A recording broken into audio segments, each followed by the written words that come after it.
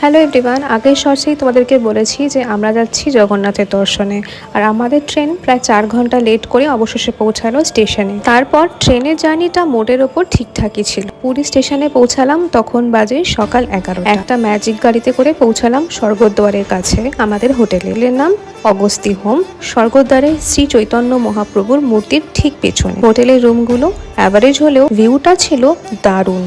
দূর দূরান্ত পর্যন্ত সমুদ্রের রেখা দেখা যাচ্ছে। এই দৃশ্য যেন ভোলার নয়। এরপর রেডি হয়ে চললাম সমুদ্র স্নানে। যদিও আমি পাড়ে বসেই ডাব, সাথে পুরীর ফেমাস মিষ্টি মদনমোহন, ছেনাপোড়া এইসব খেতে খেতে সমুদ্রের শোভা উপভোগ করছিলাম। সমুদ্র পাড়ের এই মিষ্টিগুলো সবেরই দাম ছিল 10 টাকা পিস।